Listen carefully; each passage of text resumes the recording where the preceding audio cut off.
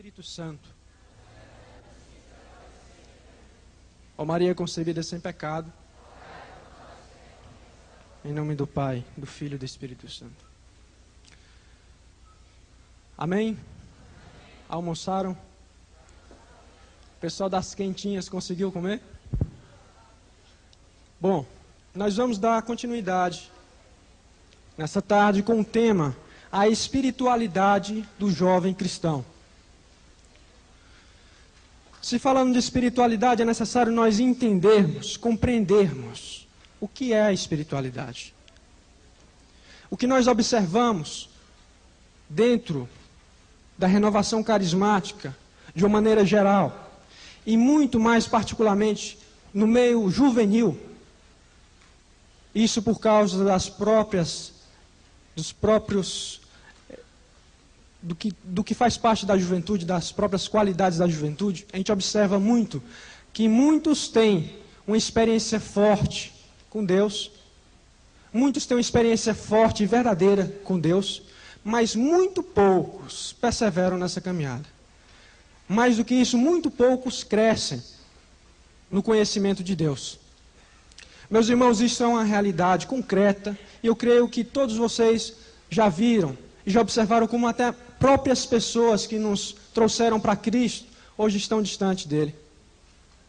Muitas pessoas que nos trouxeram e nos convidaram para fazer um seminário, muitas pessoas que foram instrumentos de Deus para nos atrair para ele, hoje estão longe de Deus. E também a gente vê muita gente, muita ovelha do nosso rebanho se apartando do rebanho. Pessoas que tiveram fortes experiências, você testemunhou essa experiência no seminário, de repente deixam tudo, largam tudo. Isso acontece devido a uma falta de abertura das pessoas para a vontade de Deus. E para que as pessoas se abram a essa vontade de Deus, é necessário que elas conheçam o plano e a vontade de Deus para a vida delas. Só assim Deus vai ter a abertura e o convite. Nessa tarde nós vamos ver o que Deus pede de nós, o que Deus propõe a nós, o que Deus convida a cada um de nós a viver, para que isso nunca aconteça conosco. Por falta de conhecimento, nós nos apartarmos do caminho da verdade e da vida. Tá certo? E para nós entendermos melhor a nossa espiritualidade e podermos crescer na espiritualidade, é necessário a gente ir do início da história, ou seja, da nossa conversão. A chamada primeira conversão, a experiência de Deus. Nós simplesmente fomos atingidos por uma deliberada ação da graça de Deus. Simplesmente um dia, Deus olhou lá de cima e viu, olha Maria, hoje eu quero entrar na sua vida. E Deus escolheu e criou uma circunstância na qual Ele se revelou a você. E essa graça do primeiro contato, da primeira experiência com Deus, nada mais é que Deus nos dá uma consciência, ou melhor, nos levar a crer de que nós somos feitos capazes de amar a Deus com a relação íntima e filial. A experiência que nós temos no seminário, nada mais é do que isso. Deus se manifesta a nós, e nós passamos a crer e compreender que nós somos capazes. Nós somos totalmente capazes de amar a Deus de uma maneira íntima e filial. E quando a nossa alma toma o conhecimento disso, ela se fica totalmente requieta. E requieta, ela fica determinada a entrar nessa nova intimidade, nesse novo amor. Como diz Santo Agostinho, que a nossa alma fica inquieta até repousar em Deus. Até o dia que nós fizemos o seminário, a nossa alma se batia dentro da gente para buscar a Deus. E a nossa carne não permitia. Mas Deus, no seu amor infinito, cria uma circunstância inevitável de um encontro pessoal com você. Então, quando a sua alma contempla essa proposta de Deus, de ter uma vida de intimidade com Ele, uma vida totalmente nova, ela se encanta pela proposta de Deus e quer dar uma resposta de maior intimidade com Ele. Então, motivados pela necessidade de penetrar nesse amor, nós começamos a crescer na intimidade com Deus. Depois que nós temos a experiência do conhecimento do amor de Deus, nós começamos também a crescer nessa intimidade, no contato com esse amor. Então acontece a primeira conversão. Nós começamos a mudar de comportamento. De repente, muitas coisas que nós necessitávamos para sobreviver, quase, né? Muitas dependências começam a perder valor. As coisas começam a ter outros valores na minha vida. Você lembra quando você se converteu e que se você fumava, deixou de fumar? E os amigos que chegam, rapaz, quer dizer que para ser cristão tem que deixar de fumar? E você sabe que não é bem assim. Simplesmente a gente perde o valor pelo vício, né? Isso acontece em diversas áreas, de diversas formas da nossa vida. Nós começamos a ter uma nova escala de valores para as coisas que nós nos relacionamos. A alma não se contenta mais em ir só para o grupo de oração. Não se contenta só em ficar nos ensinos do grupo. Surge a necessidade de conhecer mais profundamente a Deus. Surge a necessidade de ler livros espirituais. A alma começa a desejar aprofundar-se no serviço e no conhecimento de Deus. A metanoia é caracterizada pelo estado de que a alma não se contenta mais com a prática virtuosa medíocre, com o hábito da conduta honestamente boa. Ou seja, quando nós nos convertemos, a primeira conversão, nós somos atraídos pelo amor de Deus e tomamos uma transformação de vida. Mas a graça de Deus deseja se aprofundar. Como diz São Paulo, ele nos convida a sermos arraigados em Cristo, fundados nele, dependendo dele e vivendo dele. A metanoia gera a sede de aprofundar-se no conhecimento de Deus, a sede de mergulhar no conhecimento do amor de Deus, a sede de aumentar a aliança e o compromisso com Deus. É quando a vontade, a nossa vontade, que de maneira irrevogável quer progredir espiritualmente, disposta a enfrentar qualquer sacrifício. Ou seja, a nossa vontade se determina em crescer em Deus. Não importa o que impeça, não importa o que falam, não importa as dificuldades. A vontade se determina em aprofundar-se no conhecimento de Deus, em buscar uma maior e profunda intimidade com Ele.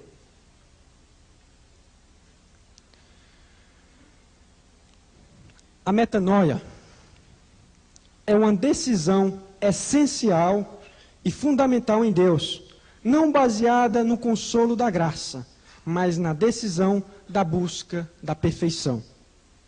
Ou seja, a metanoia é que nos leva a uma decisão radical por Deus. Nos leva a uma opção fundamental por Deus. Eu vou ao encontro de Deus não pensando no retorno, não pensando nos consolos, não pensando na graça, não pensando na experiência de oração, mas por uma decisão de amor e de necessidade. É quando eu descubro que eu necessito e que eu dependo de Deus. Então eu vou ao encontro do meu amado, independente do que me peça. Muitas vezes a gente vê pessoas que têm dificuldade e partilham conosco dificuldades da vida de oração. E muitos afirmam desistir da vida de oração, que é um cúmulo, devido ao momento que chega de que não se tem mais nenhuma experiência com Deus, na vida de intimidade com Ele. Pessoas que vivem uma vida cristã pensando em troca, não estão sendo cristãos por amor a Cristo. Pessoas que vivem uma vida cristã de oração, de serviço, de engajamento, pensando em receber de Deus consolos, pensando em receber de Deus graças, não estão servindo por amor. Vocês podem estar achando um absurdo eu estar dando esse exemplo, mas acontece. Isso não acontece entre nós, acontece no nosso rebanho e acontece com muita frequência. A metanoia, ela funda a alma no amor a Deus. Então é por amor a Deus que eu vou me aproximar dele. É por amor a Deus que eu vou orar. É por amor a Deus que eu vou servir a Deus. Tem gente que quando vai servir a Deus pergunta o que vai fazer e aonde vai fazer. Quem quer servir a Deus não espera ser chamado. Quem quer servir a Deus não pergunta o que vai fazer. O amor, ele é gratuito. O amor, ele é generoso. Então eu passo a buscar a Deus somente e fundamentalmente na decisão de amar a Deus. Na decisão de agradar a Deus. Então, nós passamos por uma experiência de encontro pessoal com Jesus Cristo. E após essa experiência, Deus nos convida a uma segunda e mais profunda experiência. Deus não nos quer simplesmente no conhecimento medíocre, no conhecimento da experiência do amor de Deus. Ele quer nos levar a aprofundar essa experiência, a nos levar ao amadurecimento da fé. Para a gente entender um pouco melhor o sentido dessas palavras, vamos abrir as nossas Bíblias na carta aos Hebreus, capítulo 5, versículo 11.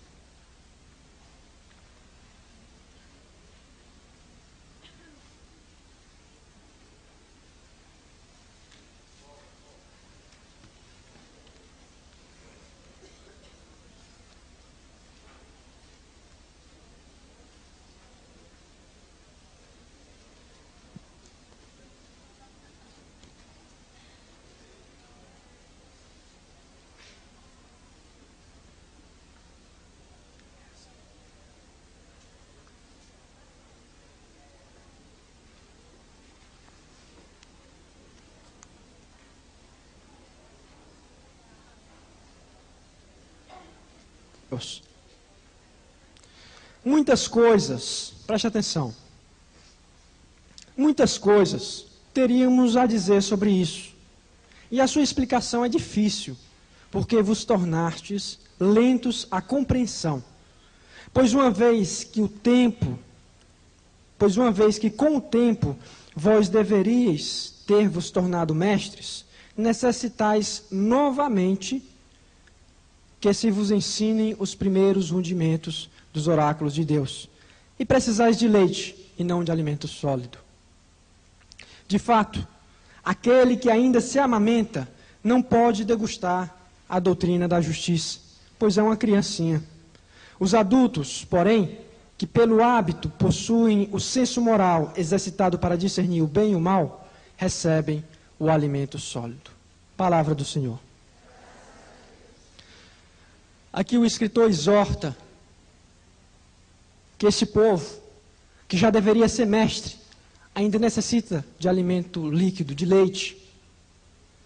Que pelo tempo de caminhada, pelo tempo de serviço, pelo tempo de conhecimento de Deus, já deveria ser mestre, já deveria estar formando outros. Infelizmente, esse povo ainda é criança. Ainda precisa beber leite, porque não está preparado para o alimento sólido. Meus irmãos, essa é a mensagem de Deus para nós hoje. Deus não nos quer criancinhas. Deus não precisa de criancinhas.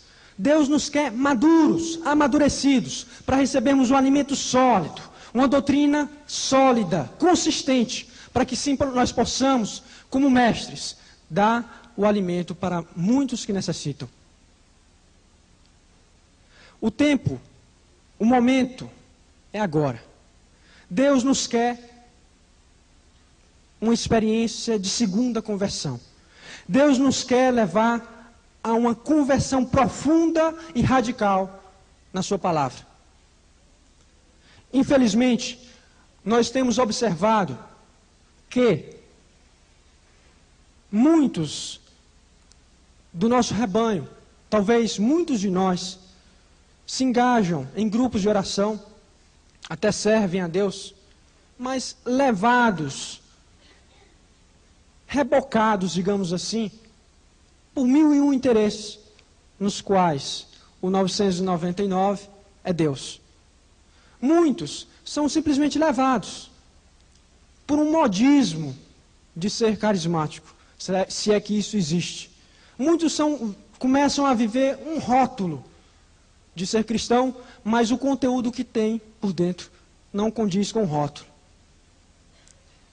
Então passamos a viver uma fé medíocre, uma fé barateada. Passamos a dar contra-testemunhos para muitos que estão de fora. E nesse momento que a igreja necessita de testemunhos vivos do Evangelho, nós somos os contravalores no interior da igreja.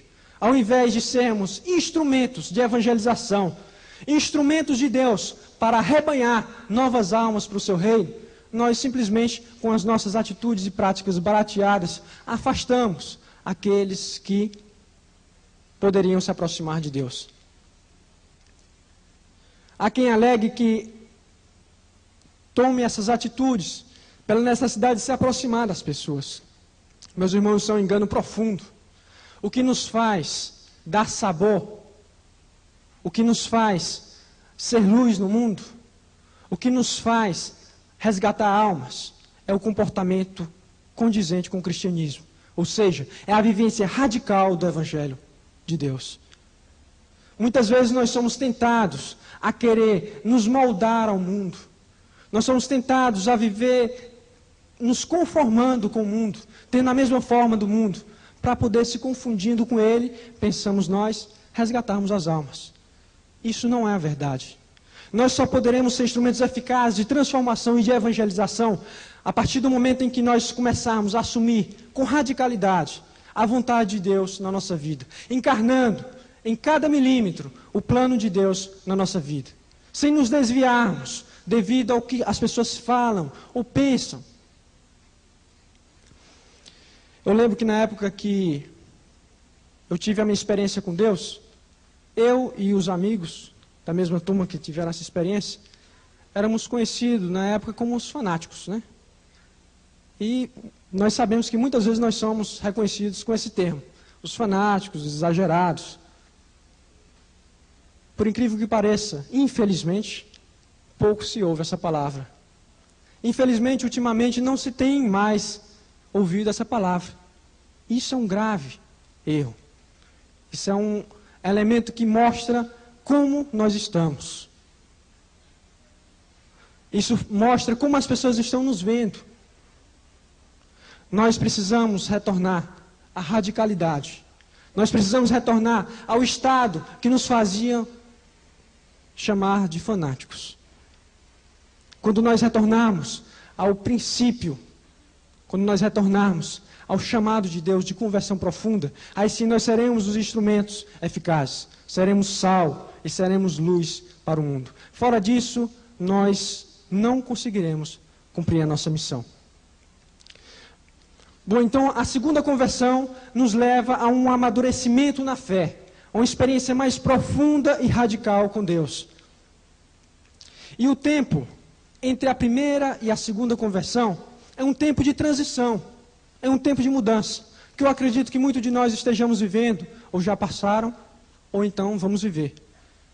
Mas é um tempo de transição, onde a fase, as características da primeira fase, que foi a efusão do amor de Deus, que foi a graça poderosa de Deus, começa a se diluir. Não que a graça seja retirada, mas que Deus começa a esperar um pouco mais de nós. Começa a esperar mais atitude de decisão. Deus, no início, na primeira conversão, faz uma proposta a nós. Aqui está o meu amor. E agora é chegado o momento que Ele espera a resposta de nós. Vem e segue-me.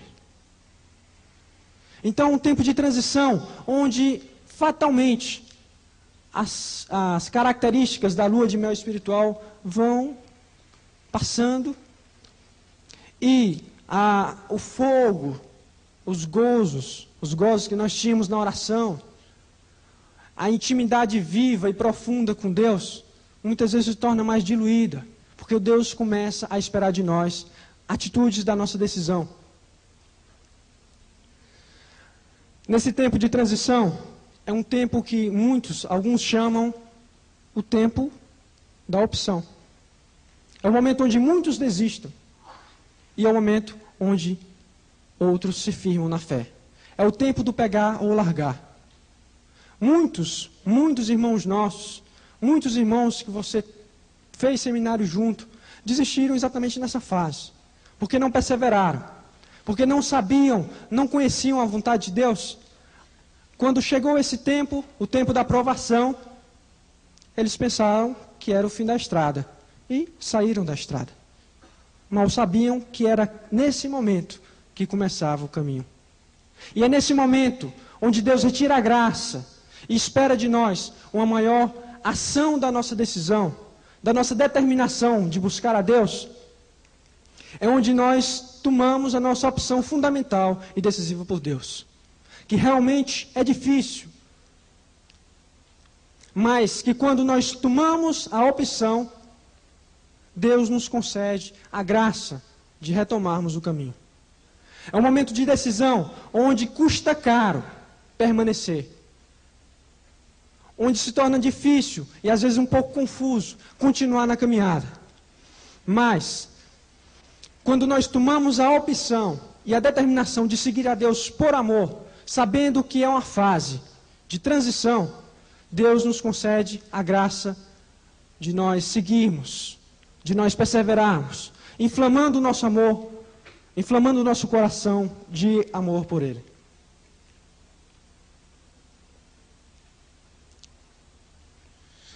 A metanoia gera um amor concreto a Deus.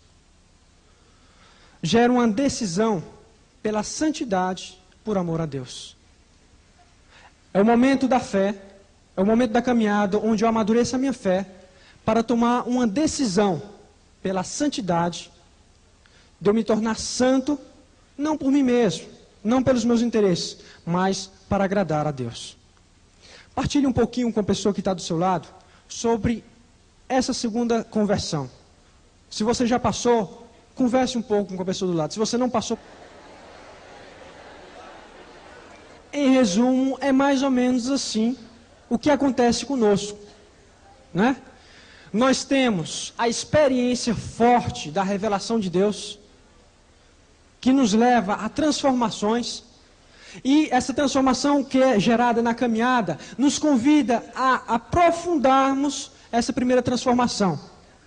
A primeira transformação que se deu no nível da revelação do conhecimento do amor de Deus, é agora levada e nos conduz a aprofundarmos os mistérios da fé, as verdades da igreja, e tomarmos uma atitude madura na fé, tomarmos uma atitude madura como cristão, não mais como criança. Criança, se você pegar uma criancinha e oferecer para ela um pirulito e um copo de leite, o que é que ela escolhe? O que é melhor para ela? É o pirulito ou o copo de leite? Criança é assim, né? Não sabe. Vai pelo faro, né? Vai pelo paladar, pelo que mais agrada a ela, né? Então, quando nós temos a primeira conversão, nós ainda agimos como crianças, como diz São Paulo nos Hebreus, né? Agimos como crianças. Nós não conhecemos os fundamentos da fé. Nós não sabemos ainda discernir o que é bom e o que é mal. Nós não sabemos fazer uma opção pelo que faz bem à nossa alma. Por isso que a gente vê, o grupo saiu do seminário, mas o pessoal está muito inconstante, né? Eu vi ainda uma pessoa que é do meu grupo, outro dia, na hora do grupo do lado de fora. Quer dizer, a gente vê que isso acontece conosco, acontece com o nosso rebanho, e é de certa forma natural. É natural até um certo tempo. A exortação do apóstolo São Paulo, na carta aos Hebreus, é de que pelo tempo que aquele povo já conhecia a Deus, já está no momento dele amadurecer na fé. É como nós, na nossa faixa etária. Acho que o mais jovem aqui deve ter 15, 16 no máximo, né? Eu acho que quem tem 15 anos, 16, se a gente oferecer um pirulito e um copo de leite, tenho certeza que a opção é pelo copo de leite, né? Todo mundo tem uma consciência do valor nutritivo do pirulito e do valor nutritivo do leite. É natural que a gente tenha a tendência de querer o pirulito. Mas, como somos maduros, optamos pelo copo de leite, né? Então a gente vê até mesmo humanamente que é natural as inclinações, mas que a força da decisão, da nossa vontade, impera sobre os nossos apetites. E o que Deus pede de nós, nesse tempo de conversão, de segunda conversão, de metanoia, de transformação, é de que nós saiamos dessa infância espiritual. Entre aspas, né? Não confundir com a infância espiritual de Santa Teresinha. Mas é que nós saiamos dessa imaturidade espiritual, melhor dizendo. Ao invés de nos deixar ser levados pelos apetites da nossa carne, firmamos do pé no chão, tomando a decisão, dizer não e optar pelo que agrada a Deus. Ainda tem gente que hesita em optar pela vontade de Deus diante de programas, né? Tem gente que hesita de ir para um encontro diante de uma praia, de um dia de sol, de um bom filme no cinema, de uma festa, etc, etc. Tem gente que hesita servir a Deus por causa de distância, por causa do banheiro que está sujo, etc, etc. Meus irmãos, nós não podemos fazer o que nós queremos. Se nós vivermos seguindo os apetites da nossa carne, nós vamos ser conduzidos por um caminho que não é o céu. Nós vamos ser arrastados para um caminho que não dá no céu. Nós só iremos e nós só chegaremos ao céu. Quem quer ir para o céu aqui? Levanta o braço. Nós só chegaremos ao céu, eu e você, se nós fizermos a vontade do Pai. Uma alusão feita por Jesus Cristo, que está num dos evangelhos. Ele diz que muitos chegarão nos últimos dias dizendo: mas Senhor, eu expulsei os demônios, eu preguei, eu orei em línguas, né? Eu coordenei o grupo toda quinta-feira à noite. Ele diz: não vos conheço. Não fiz. O pessoal riu aí porque eu disse quinta-feira à noite, tá bom. Coordenei o grupo todas as noites, segunda, terça, quarta, quinta, sexta, sábado. Não estou querendo dar uma direta em nenhum pastor aí, né? Mas estou...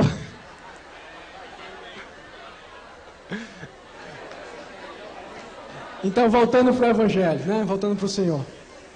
Então ele diz: apartai-vos de mim, não vos conheço. Por que que Deus não conhece? Porque não vê nele, naquele filho dele, a vontade do Pai.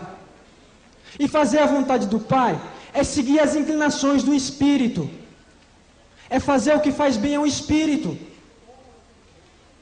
Crescer na vida espiritual, crescer no conhecimento de Deus, amadurecer na fé, é necessário que seja alimentado o Espírito.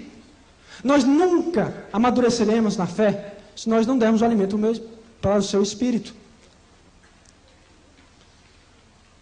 Se a partir de hoje você deixar de comer, o que é que vai acontecer?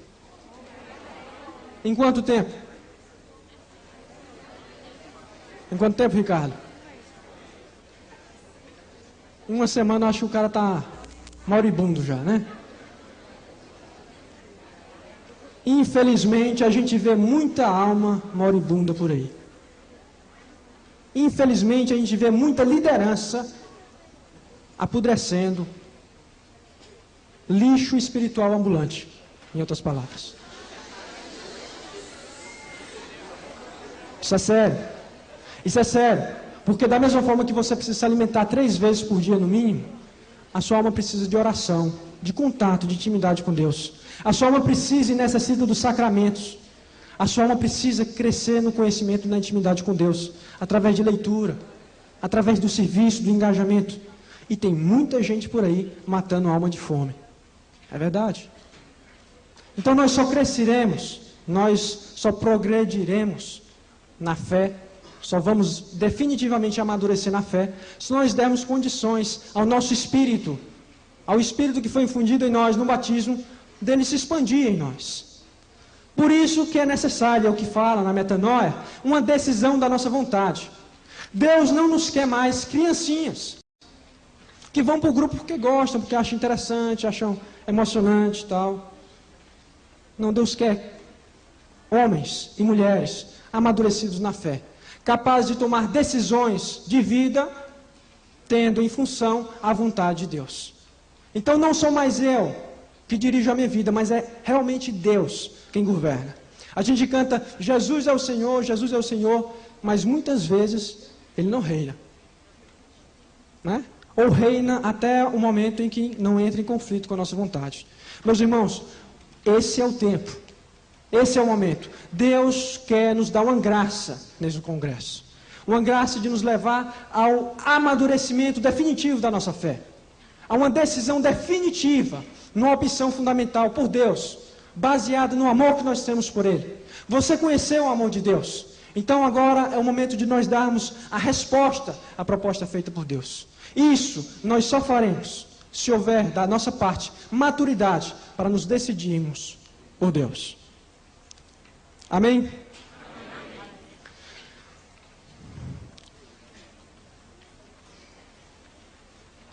Então, para nós podermos crescer e nos manter diante de Deus, existem diversos meios.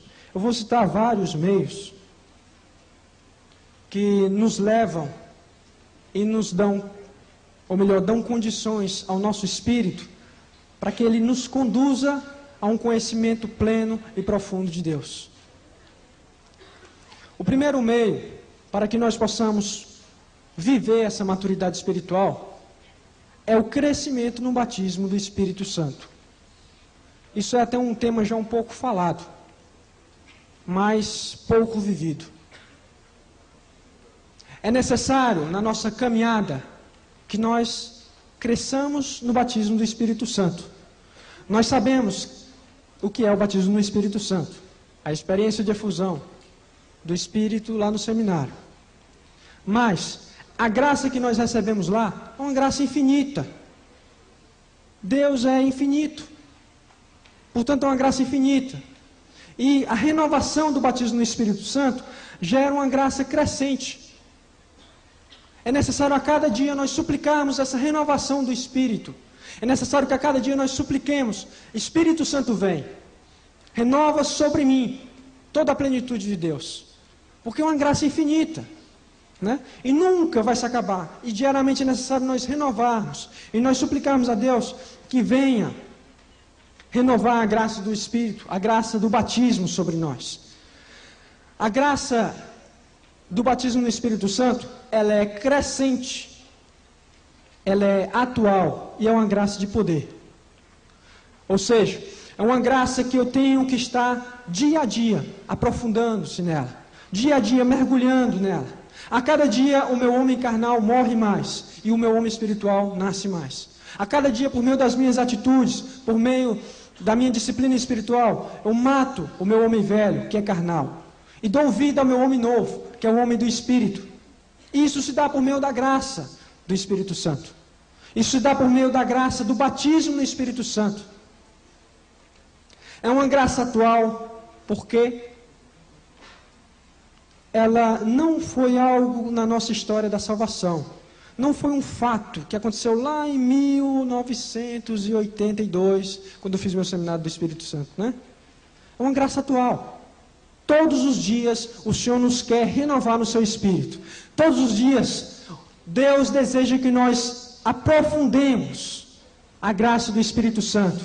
Que nós sejamos mergulhados, envolvidos, embebidos no Espírito Santo. E é uma graça de poder, porque ela vai gerar em nós, por meios sobrenaturais, o poder de Deus. Poder para vencer o pecado, poder para vencer as tentações, poder para vencer as dificuldades, poder para vencer as nossas fraquezas humanas, espirituais, psicológicas. Então, somente através do crescimento no batismo no Espírito Santo, é que eu vou mergulhar no conhecimento de Deus através do Espírito Santo e ter as condições sobrenaturais para que a minha conversão possa ser dada a continuidade. Estudos feitos mostram que na igreja primitiva a renovação do batismo, a efusão do Espírito Santo fazia parte do rito de iniciação cristã. E esses estudos mostram ainda que o homem só consegue ter a plenitude de Deus, ou seja, só consegue entrar na caminhada pela santidade, se ele tiver uma experiência de efusão no Espírito Santo. Nós só conseguiremos ir para o céu como nós queremos, levantamos o nosso braço, se nós crescermos na graça do Espírito Santo. Já temos essa experiência do Espírito, mas é necessário mantê-la acesa em nossos corações. É necessário mantê-la viva em nossos corações.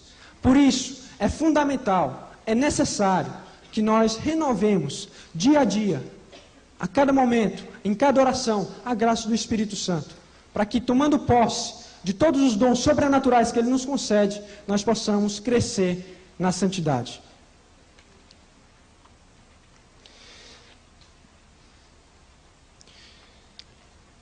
Partilhe com a pessoa do seu lado sobre isso que nós conversamos.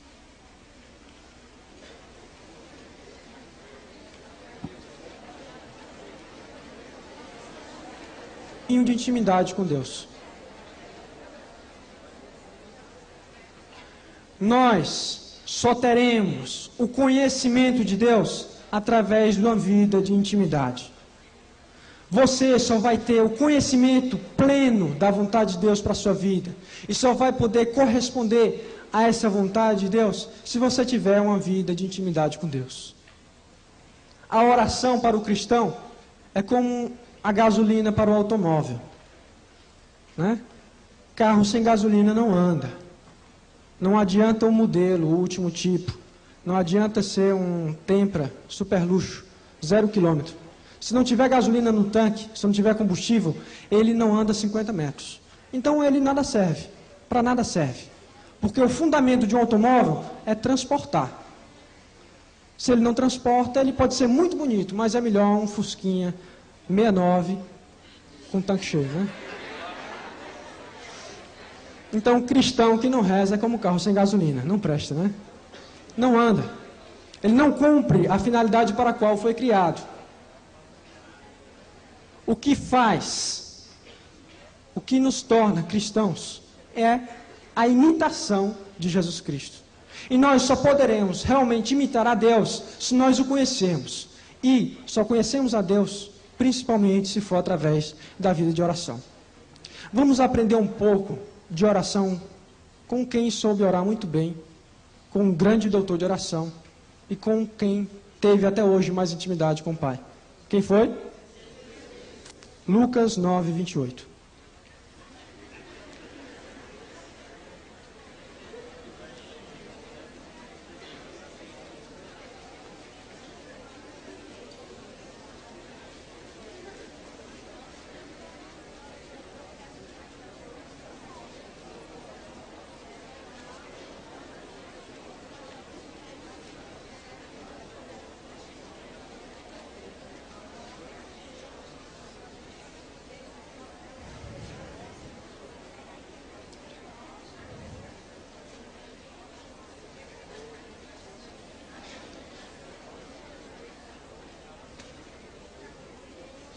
O episódio narrado por São Lucas é a conhecidíssima transfiguração de Jesus Cristo.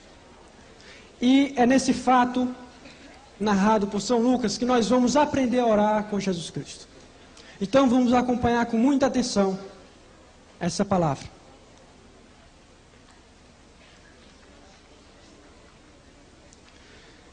Mais ou menos 8 dias depois dessas palavras, tomando consigo a Pedro, João e Tiago, ele subiu a montanha para orar. Enquanto orava, o aspecto do seu rosto se alterou. Suas vestes tornaram-se de fulgurante brancura. E eis que 2 homens conversavam com ele. Eram Moisés e Elias, que aparecendo envoltos em glória, falavam de uma partida que iria se consumar em Jerusalém. Pedro e os companheiros estavam pesados de sono. Ao despertarem, viram sua glória e os 2 homens que estavam com ele. E quando estes iam se afastando, Pedro disse a Jesus: Mestre, é bom estarmos aqui. Façamos, pois, 3 tendas, uma para ti, outra para Moisés e outra para Elias. Mas sem saber o que dizia, mas sem saber o que dizia. Ainda falava quando uma nuvem desceu e os cobriu com sua sombra. E ao entrarem eles na nuvem, os discípulos se atemorizavam. Da nuvem, porém, veio uma voz dizendo: Este é o meu filho, o eleito, ouvi-o. Ao ressoar essa voz, Jesus ficou sozinho. Os discípulos mantiveram silêncio, e naqueles dias a ninguém contaram coisa alguma do que tinha visto. Palavra da salvação. É um fato muito cheio de detalhes e muito rico em ensino sobre oração. Primeiro a gente vê que Jesus subiu a montanha para quê? Então, é um episódio sobre oração. Em montanha, vocês sabem que o sentido bíblico de montanha é o local de encontro com Deus. E Jesus subiu a montanha com os seus 3 discípulos, aqueles que ele formava. Então ele propositalmente levou Pedro, Tiago e João para ensinar eles a orar. Só que a gente vê na narração de São Lucas que aconteceu um fato muito comum, que acontece muito conosco. Eles começaram a ter sono, né? Diz aí São Lucas que eles estavam pesados de sono, né? Então, coitado de Jesus, ensinando a orar numa experiência bem viva, os caras ficam dormindo, né? Mas detalhes da narração de São Lucas mostram como Jesus orava. No versículo 29, diz o seguinte: Enquanto orava, o aspecto de seu rosto se alterou. As suas vestes tornaram-se de fulgurante brancura. Aí nós podemos ver o poder transformador da oração. O momento que Jesus Cristo se colocou em intimidade com o Pai, ele foi transformado pela glória de Deus. Ou seja, ele se expôs intimamente a Deus. E foi atingido pela graça de Deus. De uma maneira tão íntima que foi transformado. É assim que Jesus nos ensinou hoje a orar. De uma maneira íntima com o Pai. E de uma maneira transformadora. Deus quer de nós não uma oração melosa, fantasiosa. Sim, nós temos sentimentos na oração. Isso é bom e faz parte. Mas o que consiste a oração é o poder transformador que ela traz em si. Porque nós, pecadores frágeis, homens, nos aproximamos daquele que tem todo o poder e toda a plenitude da graça para sermos em intimidade transformados por Ele. Nos aproximamos e nos unimos a Ele.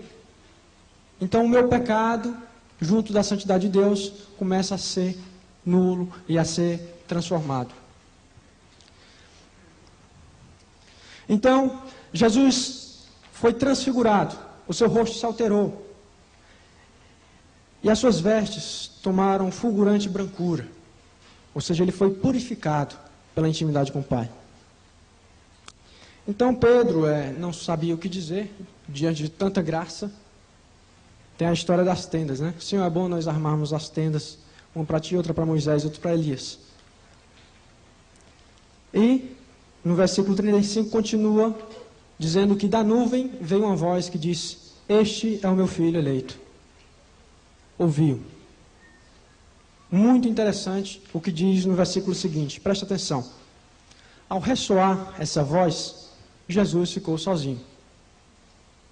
Não sei se vocês já observaram esse detalhe, mas lá no início da narração diz que ele estava acompanhado, né? Como é que ele ficou sozinho agora? Se Jesus subiu um monte com os 3 discípulos, como é que agora ele está sozinho? Mas São Lucas ressalta muito bem. Depois que ressoou a voz, Jesus ficou sozinho. Esse detalhe mostra que naquele momento, Jesus estava sozinho com Deus. Que naquele momento a companhia humana dele não mais valia. Jesus ficou sozinho com Deus. Se desprendeu de tudo e ficou só com Deus. Quando nós oramos, é esse o estado que nós devemos nos encontrar. Não importa quem está ao nosso lado, não importa aonde nós estejamos, importa que é o momento que eu estou orando e que eu estou sozinho com Deus. Isso mostra todo o desprendimento do Senhor. Isso nos ensina como nós devemos nos desprender para Deus. Isso nos indica um caminho de despojamento. Muitas vezes nós entramos em oração, já com a oração toda organizada na cabeça. É uma lista de problemas para Deus resolver. Né? E passamos uma luta de oração, brigando para entrar na vontade de Deus e não consegue. Aí passa uma hora brigando com Deus, sai, que oração sem fruto, não consegui nada. Né? Lógico, não ficou sozinho com Deus. Ficou sozinho com os problemas, menos com Deus.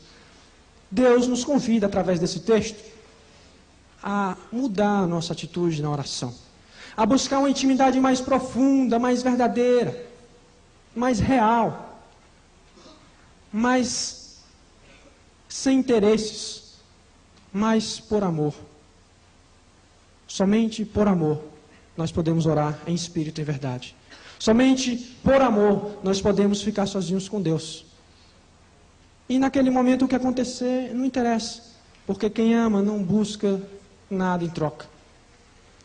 Quando você senta com sua namorada para namorar, você não vai com a lista organizando, primeiro eu vou fazer isso, depois eu vou conversar sobre isso, depois eu vou partilhar sobre tal coisa. Você não faz isso, né? Você se prepara todo, toma até banho nesse dia. Mas o que você está interessado naquele encontro não é do que você vai conversar com ela, nem sei se vai conversar. O que importa é que você está do lado dela, né? Não. O que importa é a companhia. Essa, meus irmãos, é a postura que nós devemos ter com o nosso Deus. Aquele tempo que você consagra a Deus na sua vida, de oração, é um tempo que não é mais seu. Se prepare para aquele momento. Para que naquele momento, quando você sentar na sua cadeira para orar, e Deus sentar ao seu lado, Jesus sentar ao seu lado, não vem à sua cabeça o que você deve fazer. Não importa. O importa é que você está com Ele. Então aí você pode se entregar ao seu amado. Aí você se deita, coloca a cabeça no seu ombro, ouve as palavras do Senhor. E vai ser uma coisa maravilhosa, eu tenho certeza. Mas se você chegar e sentar, e Jesus senta, sim, Jesus, é isso aqui, isso aqui, isso aqui, isso aqui. Coitado, né?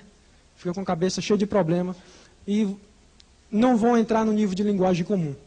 Então, o que deve mover a nossa oração, o que deve nos motivar à vida de intimidade com Deus, é o amor. Sem amor, será como um símbolo que retine, como está escrito na carta aos Coríntios. Se não tiver amor, não vale nada. É uma hora de desperdício. Então, deve ser o amor que deve mover a nossa intimidade com Deus. E somente íntimos de Deus é que nós vamos conseguir conhecer melhor a Deus e imitar os seus passos.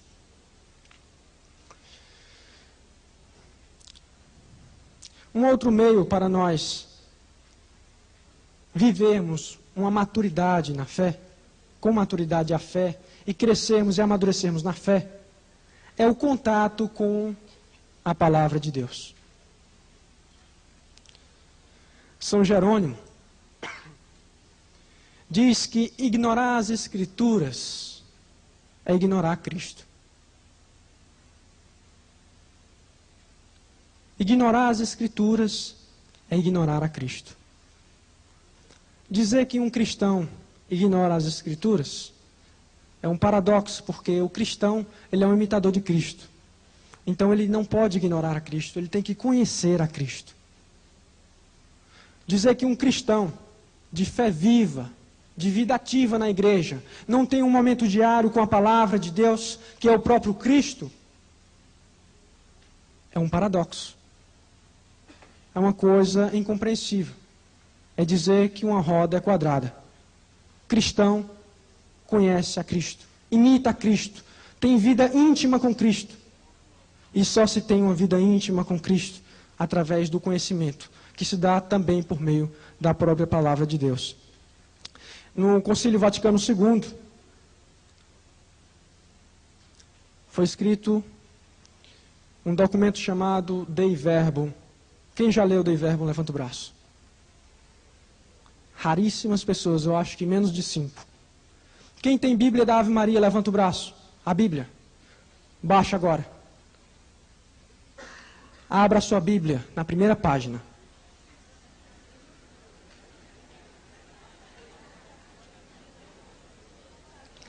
você vai ver que tem, antes das páginas da Bíblia, tem umas partes de cartão, umas páginas mais grossas, né?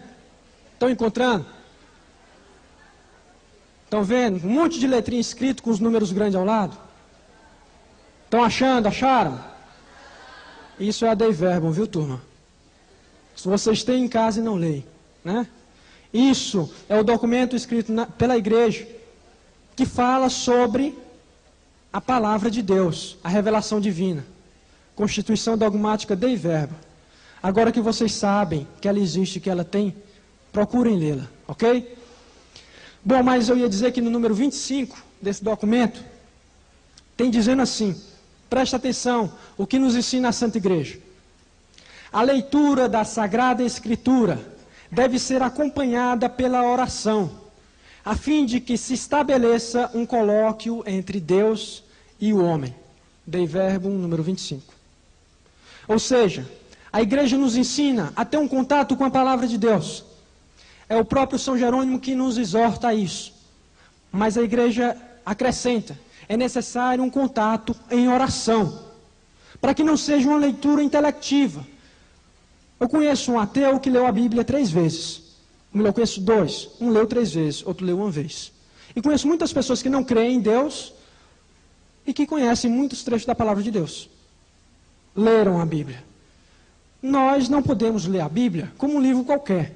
É necessário, como diz a Santa Igreja, lê-la em oração, para que ao invés de uma simples leitura, se estabeleça um colóquio entre Deus, que é a palavra, e o homem, que é você.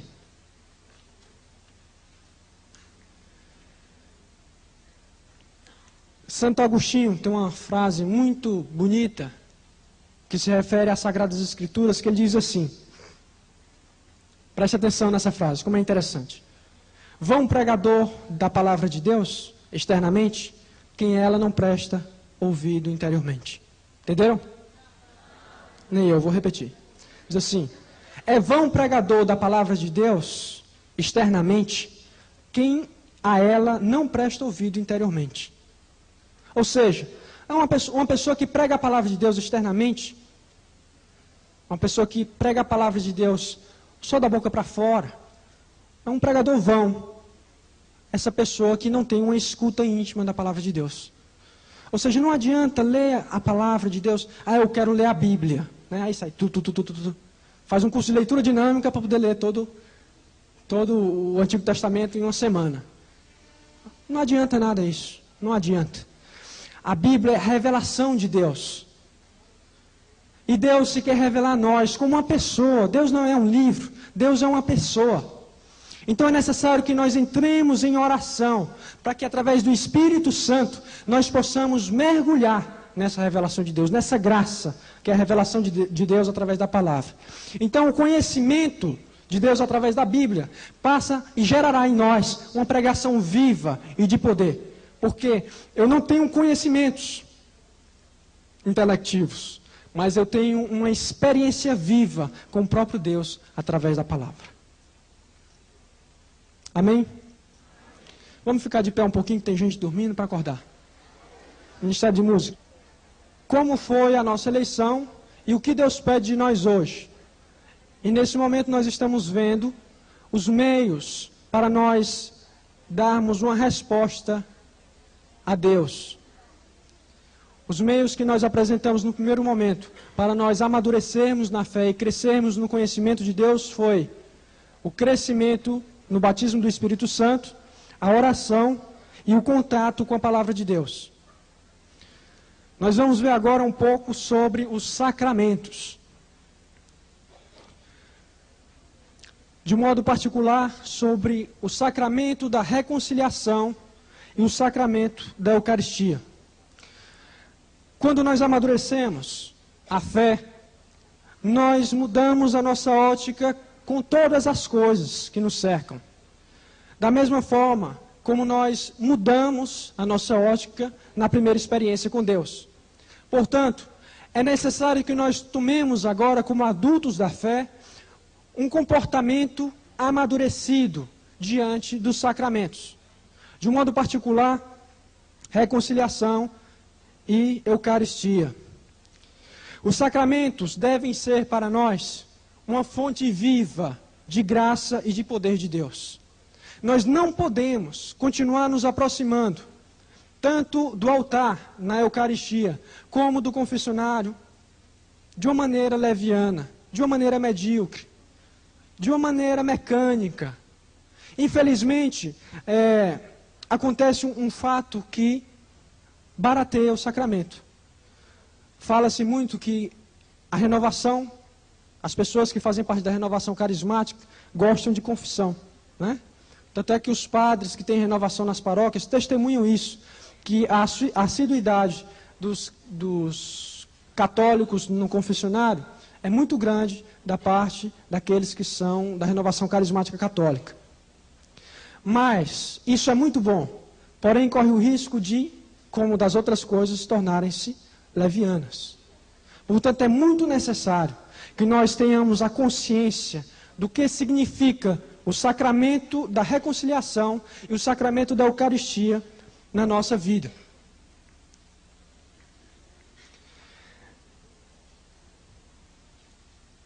Os sacramentos, eles têm em si uma eficácia e uma frutuosidade, né? Todo sacramento tem uma eficácia e uma frutuosidade. O sacramento da Eucaristia tem uma eficácia e tem uma frutuosidade. O sacramento da reconciliação, da mesma maneira. E o que é isso? A Eucaristia que eu recebo é a mesma Eucaristia que você recebe. É o mesmo corpo de Deus. É o mesmo corpo de Jesus Cristo. E contém nesse corpo, nesse mistério, todo o poder e toda a graça de Deus para nos transformar e para nos levar a ter uma maior intimidade a Deus, ao Pai, por meio da graça de Jesus Cristo que se doa a nós. Mas a maneira pela qual eu recebo o corpo de Cristo na fila da comunhão determina a frutuosidade desse sacramento na minha vida. Vou explicar melhor. Uma pessoa que entra na fila da comunhão, estando confessada, estando numa vida de luta, de crescimento na fé e de fazer a vontade de Deus para si, é uma pessoa que recebe a Eucaristia, que vai surtir um efeito de fortalecimento da fé, vai alimentar a alma dessa pessoa, vai nutrir o espírito, fazendo com que ele se firme cada vez mais nessa determinação de crescimento e de conhecimento da vontade de Deus.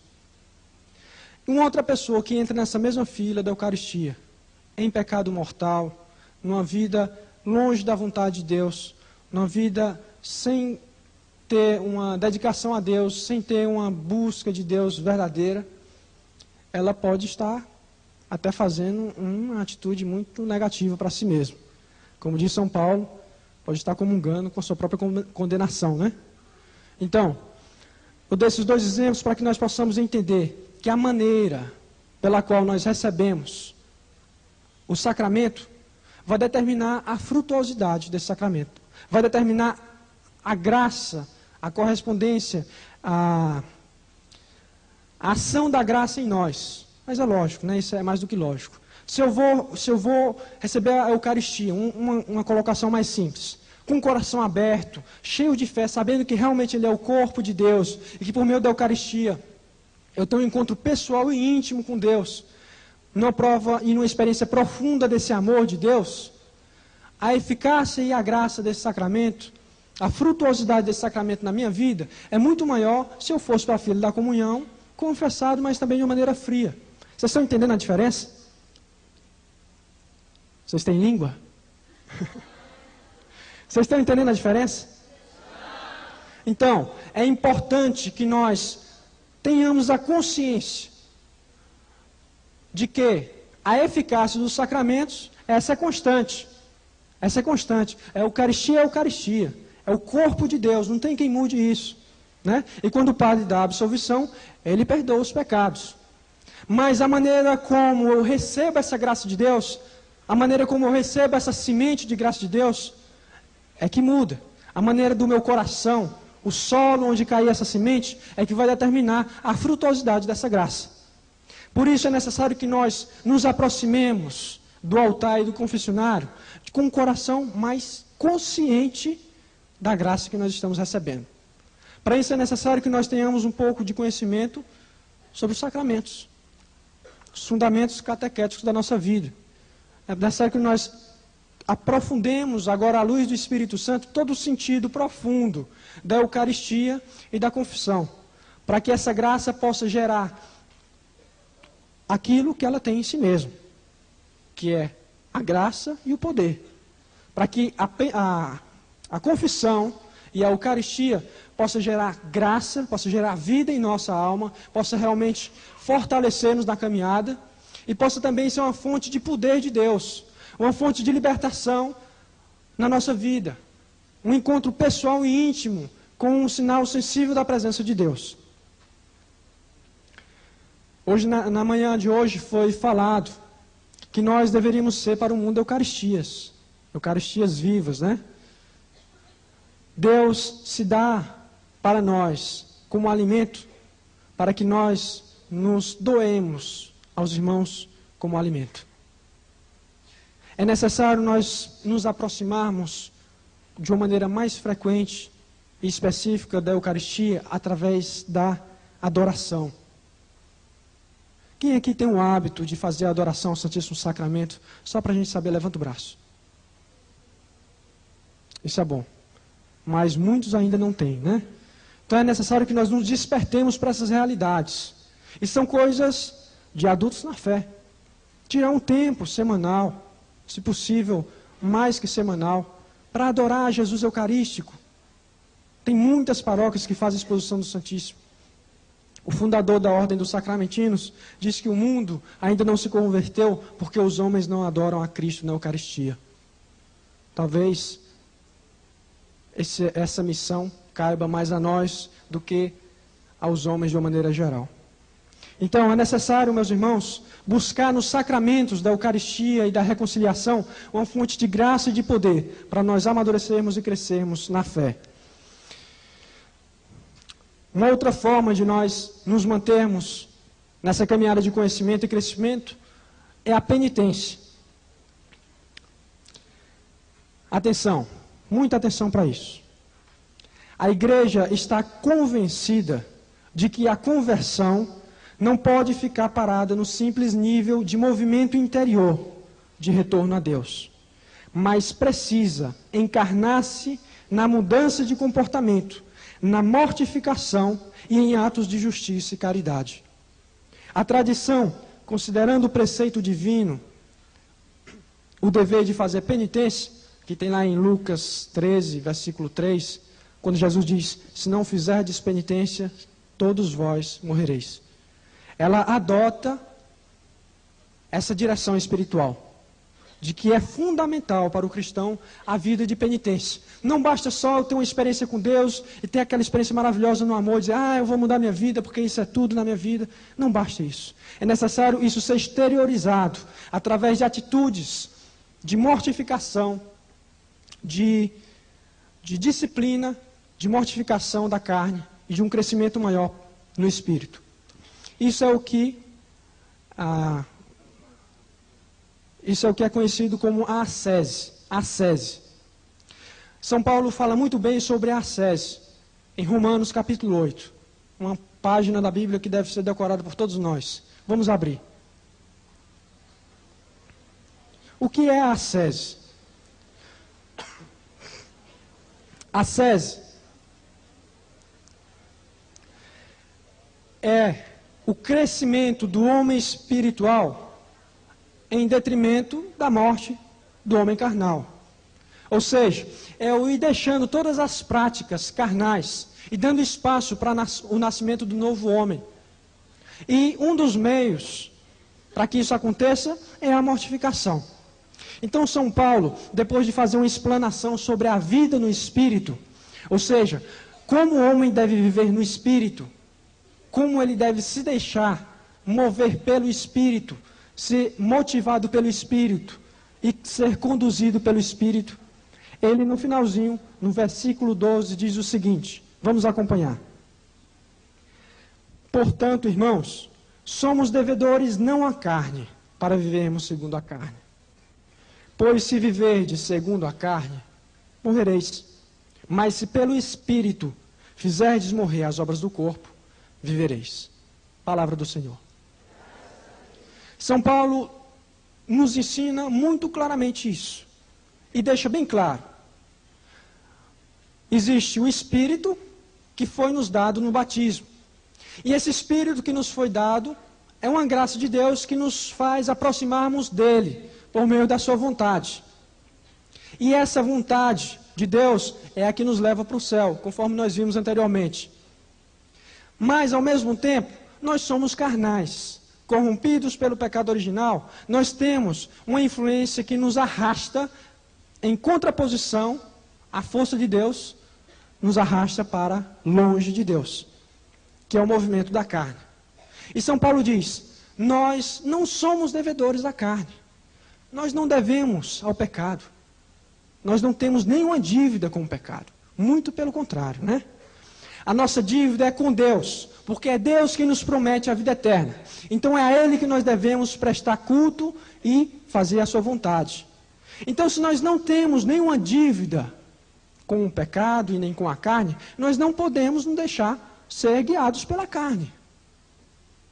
Se nós formos guiados pela carne, nós vamos morrer.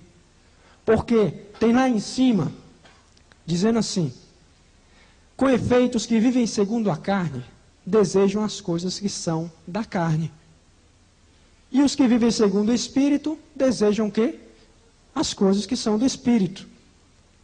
Agora preste atenção, de fato, o desejo da carne é morte, ao passo que o desejo do Espírito é vida e paz.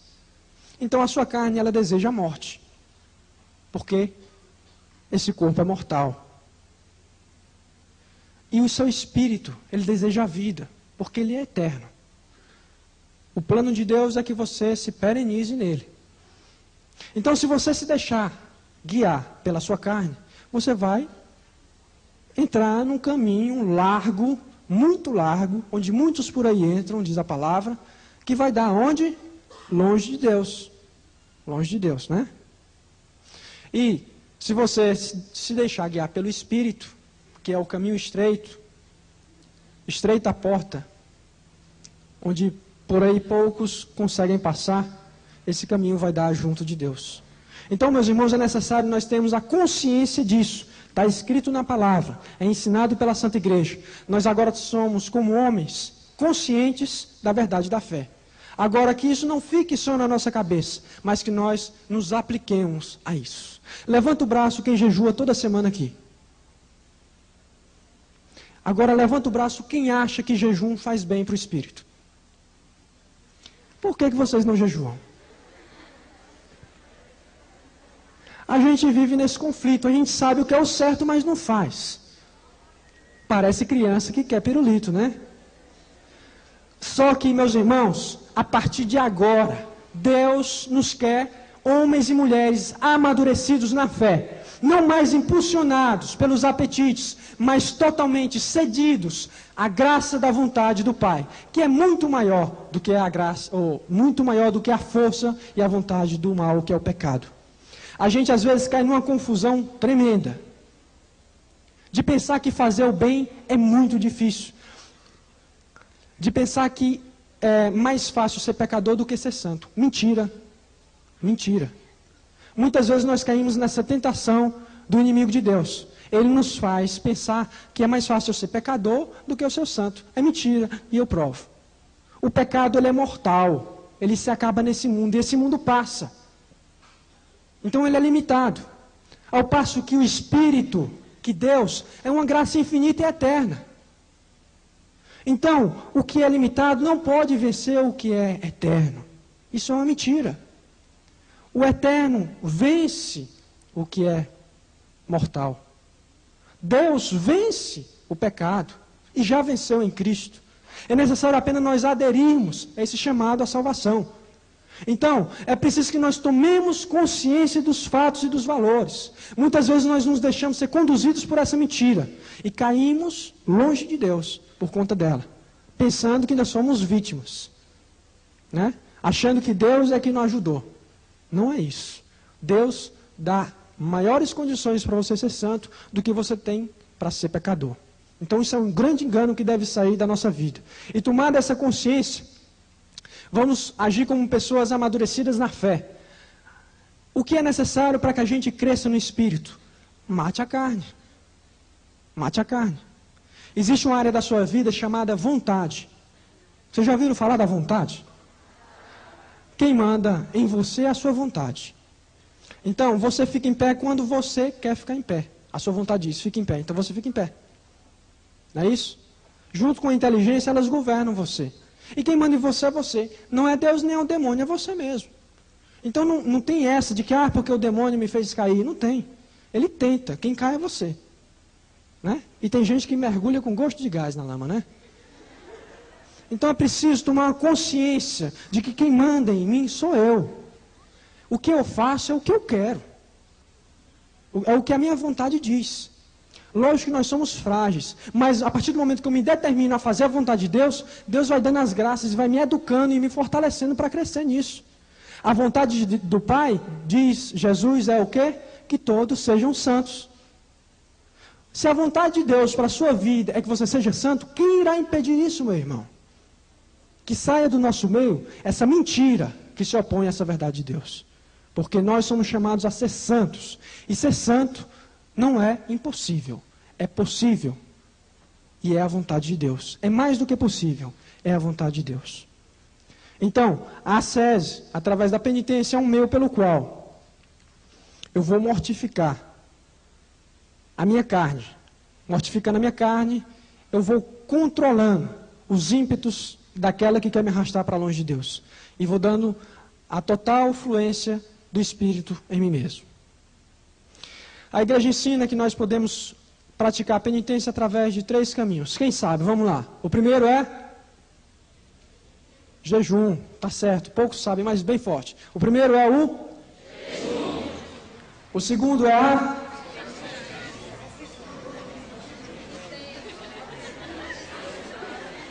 de novo, o segundo é a oração. Uma pessoa diz. E o terceiro são as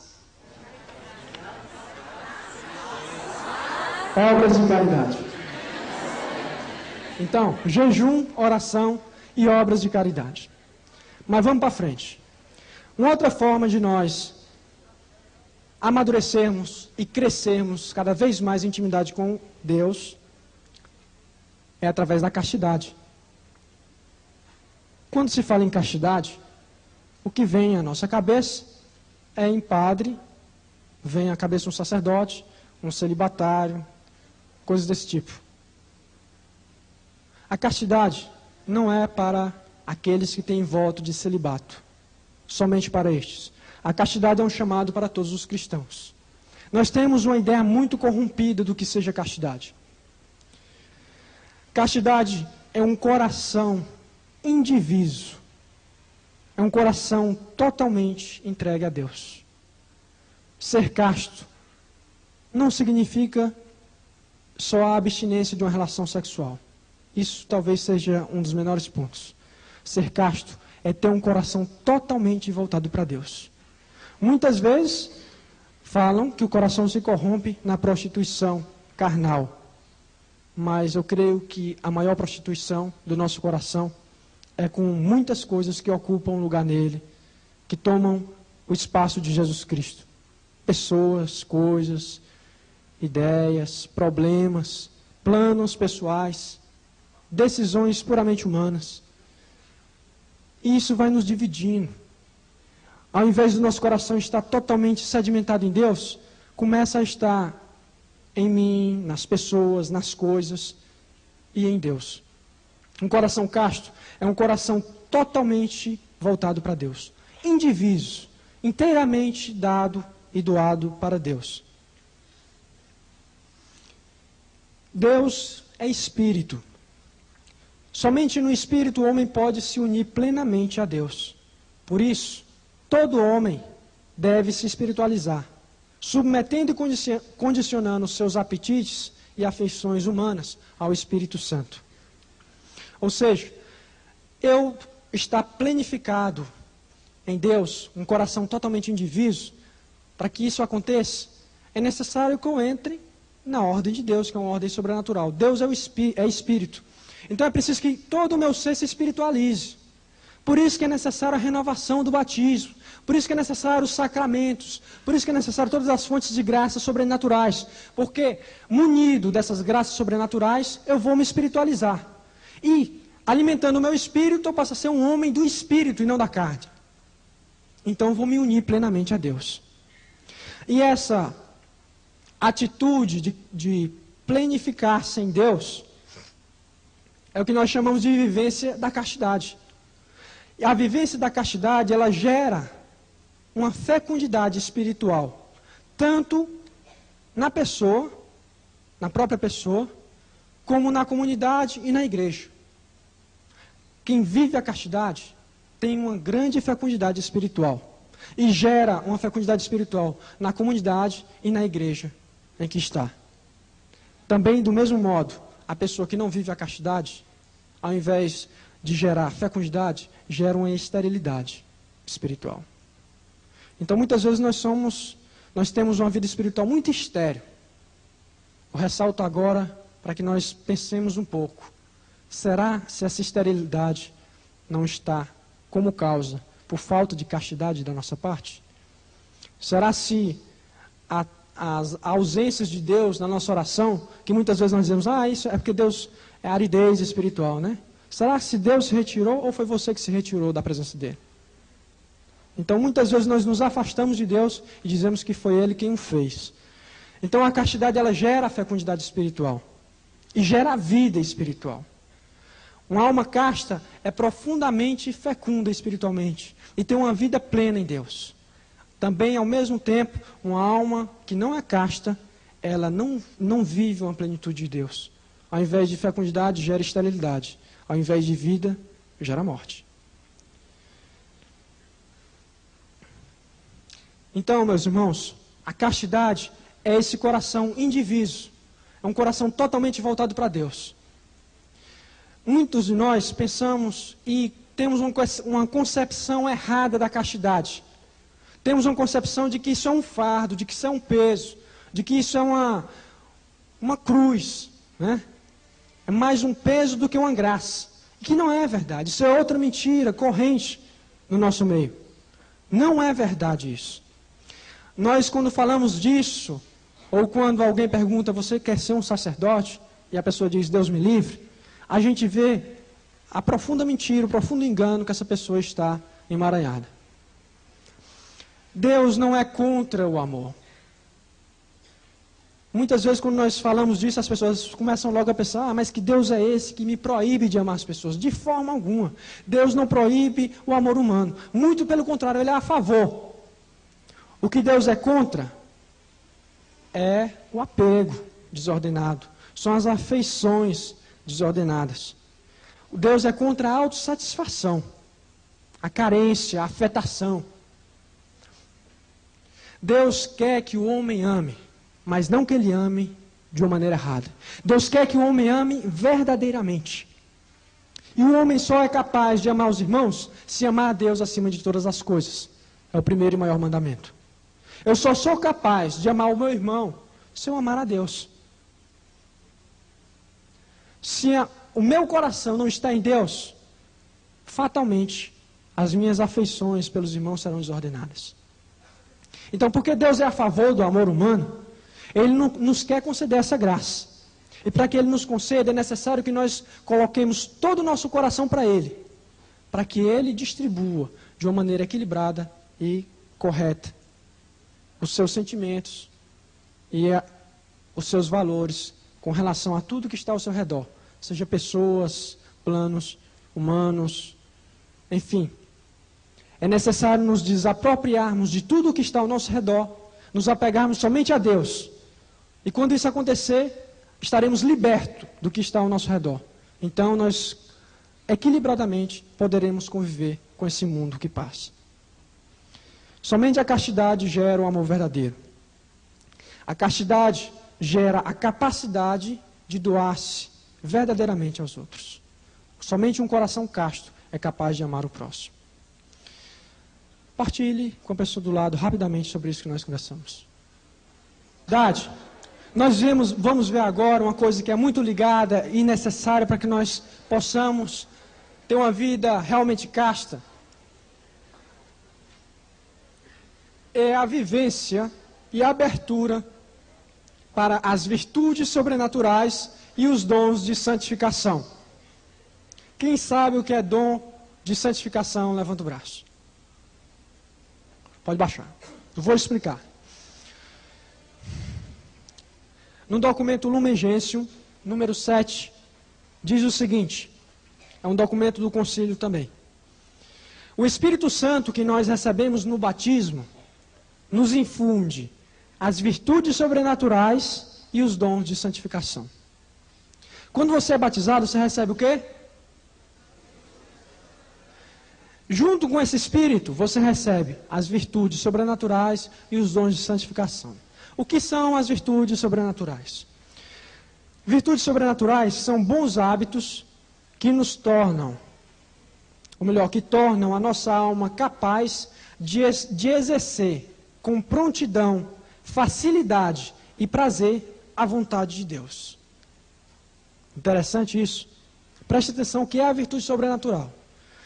São bons hábitos que nos tornam, são bons hábitos que tornam a nossa alma capaz de exercer, preste atenção, com prontidão, com facilidade e com prazer a vontade de Deus. Quem é aqui que quer exercer com prontidão, com facilidade e com prazer a vontade de Deus? Levanta o braço. Interessante isso, né? E nós temos a graça que recebemos no batismo. Mas porque nós não tomamos posse dessa promessa, porque nós não exploramos essa graça que já existe em nós, que está consumada em nós, nós perdemos. Nós, ao invés de estarmos bebendo dessa água viva do Espírito, estamos tomando água podre na lama do pecado. Então é necessário nós conhecermos, meus irmãos. Por isso Deus nos chama a uma maturidade na fé. Porque quando nós conhecemos a Deus, nós descobrimos que pouco ou nada nós conhecemos e pouco ou nada nós fazemos na nossa caminhada cristã. É preciso ir mais a fundo e usufruir desses bens que Deus nos concedeu no batismo. Essas virtudes são bons hábitos. Vou dar alguns exemplos. Elas são 7. As 3 mais conhecidas: fé, esperança e amor. Quando você é batizado, você recebe a virtude sobrenatural da fé. Todo mundo que nasce e é batizado tem a fé. Mas eu pergunto a você, a fé que você tem hoje é a mesma que você tinha há 10 anos atrás? Ela não é maior? Porque ela foi cultivada, não é isso? Você foi crescendo no conhecimento, foi lendo, foi tendo experiência, foi cultivando a fé, ela foi aumentando. Então, a virtude sobrenatural, ela deve ser cultivada. A gente recebe assim uma sementinha e que se a gente regar, ela vai crescendo e dá muito fruto. Então, assim como a fé é a esperança. A esperança que nós temos hoje, que é a certeza da realização das promessas de Deus, é muito maior que a que recebemos, que a de 10 anos atrás. Porque nós cultivamos, mesmo sem saber, o Espírito foi fazendo com que nós cultivássemos essas graças. Da mesma forma o amor. Como nós crescemos no amor depois que conhecemos a Deus? Não é verdade? Porque nós conhecemos o amor perfeito e aprendemos a amar mais, mas não amamos ainda como devemos. Por isso que nós devemos cultivar essas graças. E as outras virtudes sobrenaturais são a prudência, que é examinar com ponderação, resolver com bom senso e executar com exatidão. A justiça, que é dar a Deus o que é de Deus, ou seja, fazer a vontade de Deus. A fortaleza, que é suportar e empreender coisas árduas. E a temperança, que é a moderação dos prazeres sensíveis. Essa virtude da temperança deve ser cultivada demais por nós. E é a penitência que irá cultivar a temperança. Né? Até pequenas penitências, sei lá. De repente você está na mesa e o Espírito coloca, não passe manteiga hoje no pão. Então come o pão sem manteiga, é uma mortificação. Né? Às vezes você vai botando no café e depois vai botar o leite, você lembra? Não, o Espírito coloca. Não põe o leite hoje, toma só café. São pequenas mortificações que vão gerando a temperança em nós. Então, essas 7 virtudes são armas fundamentais e somente através desse exercício é que nós seremos santificados. Que nós, através das virtudes, nós poderemos executar a vontade de Deus com prontidão, facilidade e prazer. Então, você que levantou o braço, comece a cultivar essas virtudes sobrenaturais. Moisés, acha aquele livro dos 12 infusos? Tá por aí. Bom, na Lumen Gentium dizia que no batismo nós recebemos as virtudes sobrenaturais e o que mais? O que são os dons de santificação? Preste atenção. São dádivas que o Espírito Santo põe ao nosso dispor para a nossa santificação pessoal. Quem quer ser santo, levanta o braço. Pode baixar. O Espírito Santo é que faz essa obra de santificação. Através desses dons, que são quantos? Ah, que bom. O temor de Deus, a fortaleza, a piedade, o conselho, a ciência, o entendimento e a sabedoria. São os sete dons infusos, ou dons de santificação. Nós conhecemos os dons efusos, que são os chamados carismas. São efusos porque são serviços, né, do Espírito. Serviços para a comunidade. A diferença do dom efuso para o infuso é que o infuso ele serve de uma maneira pessoal, para a santificação pessoal. O temor de Deus quer ter um respeito profundo às pessoas e às coisas de Deus e à vontade de Deus. A fortaleza, que é a força para enfrentar os desafios. A piedade, que é a sede e o gosto pelas coisas de Deus. O conselho. Eu queria indicar esse livro para vocês. Ele estava procurando, achou que estava aqui em cima. Os dons de santificação do Espírito. Por causa do tempo, não vai dar para a gente explanar tudo. Então, procurem comprar esse livro. É uma leitura muito acessível e é uma arma de batalha espiritual para vocês. Então, os dons, a diferença dos dons infusos para as virtudes sobrenaturais é que as virtudes devem ser cultivadas. Mas os dons não precisam ser cultivados. Já é uma dádiva. Então, o que é necessário nós fazermos? Sermos dóceis a esses dons. Assim como para orar em línguas, você não fez nada de novo, você já recebeu no batismo, você fez o quê? Ser dócil ao Espírito, e ele começou a orar em você. Da mesma forma, o temor de Deus vai ser gerado no seu coração. Se você ser dócil, você vai começar a ter um respeito profundo por Deus. Se você começar a ser dócil aos dons infusos, você vai começar a ter... Se você suplicar a Deus, Senhor, por teu Espírito, me dá o dom infuso da piedade. E você começa a ser dócil ao Espírito para que isso aconteça, você vai estar com sede de oração, com sede da palavra de Deus, com profunda vontade de comungar com Deus. Enfim, vai ter uma sede gananciosa de Deus. No bom sentido da palavra gananciosa, lógico. Então, é necessário nós nos apossarmos dessa graça, dessa promessa, para que se realize essa obra de santificação que o próprio Senhor se propõe a realizar. Portanto, meus irmãos, é mais fácil ser santo do que ser pecador. É ou não é? Nós estamos agora tendo uma consciência muito clara da verdade. Que isso, pelo amor de Deus, não fique só na nossa cabecinha, mas que caia no nosso coração e gere frutos verdadeiros de transformação. Continuando. Um outro meio para nós crescermos, amadurecermos e mergulharmos nessa maturidade da fé é através da disciplina e determinação espiritual. João Paulo II, na sua visita ao Brasil, ele fez um discurso em Cuiabá para os jovens, isso no ano passado. E no discurso ele diz assim, preste atenção ao que diz o Santo Padre. A semente da palavra de Deus pode ser abafada pela religiosidade superficial, sentimental e inconstante. O Papa disse isso para nós, jovens. A semente da palavra de Deus, que foi a semente lançada no nosso coração, ela pode ser abafada por 3 causas: religiosidade superficial, sentimental e inconstante. É necessário que nós tenhamos uma firme determinação em crescer na fé. O próprio Papa nos exorta a não ficarmos numa religiosidade medíocre, numa espiritualidade medíocre, até uma espiritualidade baseada nos sentimentos, nas emoções, totalmente inconstante, movida pelos apetites da carne, pelos prazeres sensíveis. pelas experiências. Não, nós temos que ser profundamente firmados no amor a Deus. E o amor a Deus é um ato de vontade. Muitos de nós justificamos as nossas inconstâncias, a sociedade justifica os nossos erros e a nossa inconstância, porque diz, não, jovem é inconstante a si mesmo, né?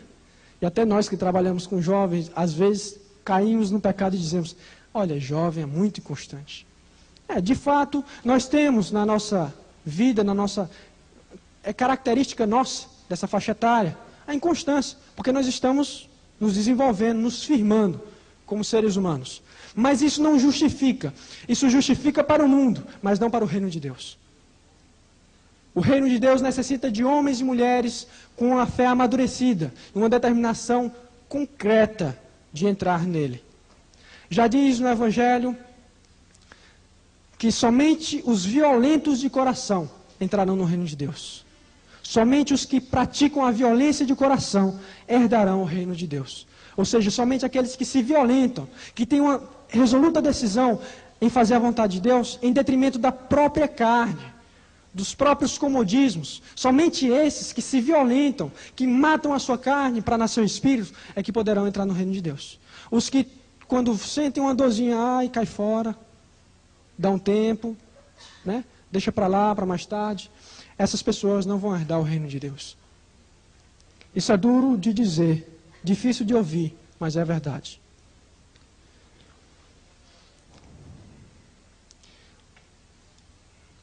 Todos os santos, na sua vida, deram um testemunho de disciplina.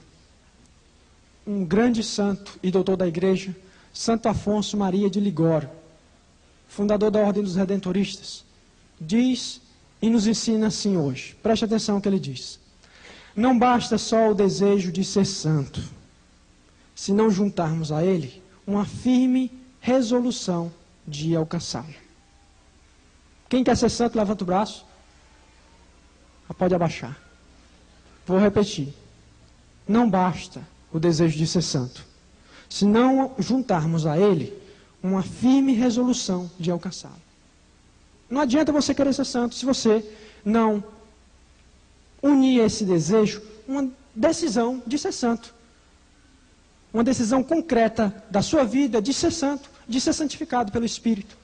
Tomar atitudes concretas de transformação do seu comportamento, da sua vida e dos seus métodos espirituais, da sua caminhada cristã para a santidade. Se você não fizer isso, não adianta. Vamos ver o que São Paulo diz sobre isso. 1 Coríntios 9, 24. É outro grande homem decidido por Deus. E ele deixou um exemplo muito claro. E São Paulo vem nos ensinar nessa tarde o seguinte, ouçamos com atenção. Preste atenção, que exemplo maravilhoso que ele nos dá.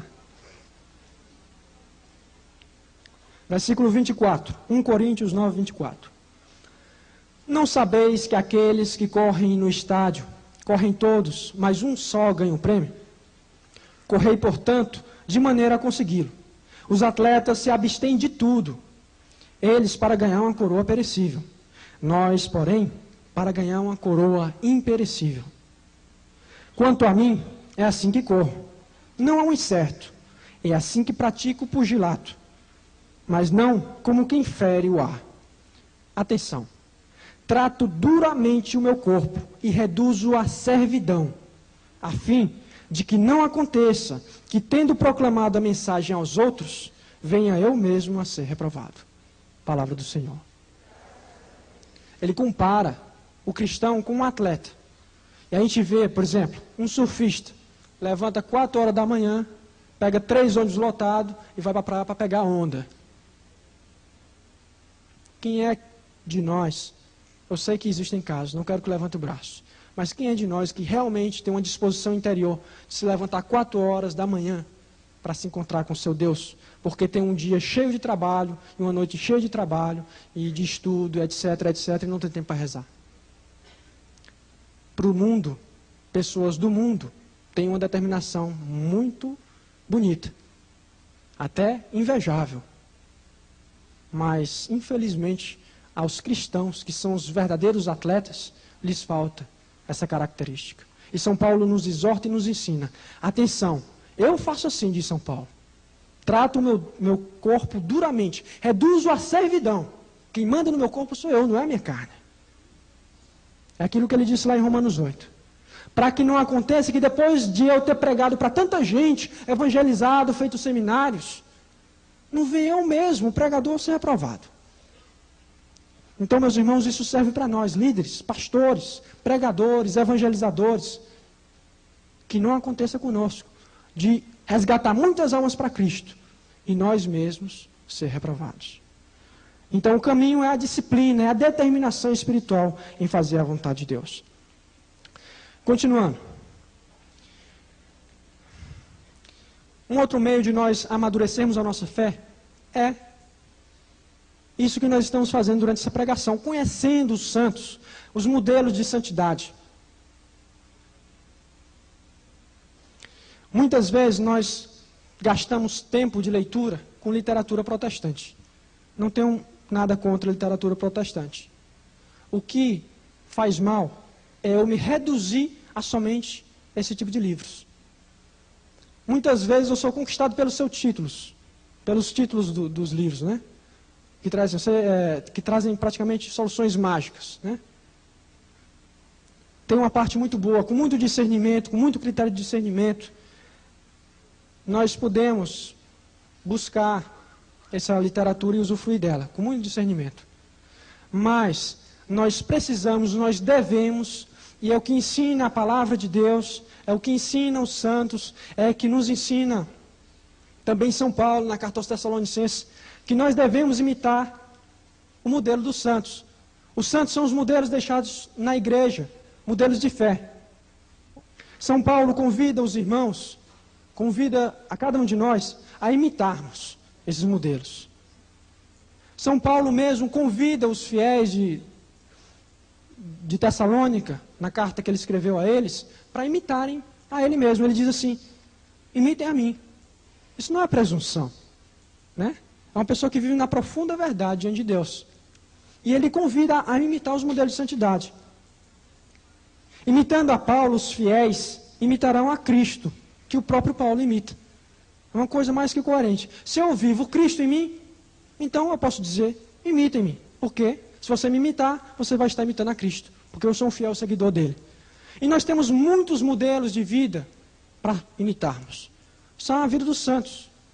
E cabe a nós também amadurecermos, até humanamente, porque eu acho que o problema de leitura espiritual, principalmente leitura católica, porque é uma leitura mais profunda, e até mais rica literariamente falando, é um problema muitas vezes de um preconceito por causa da cultura do meio que nós vivemos.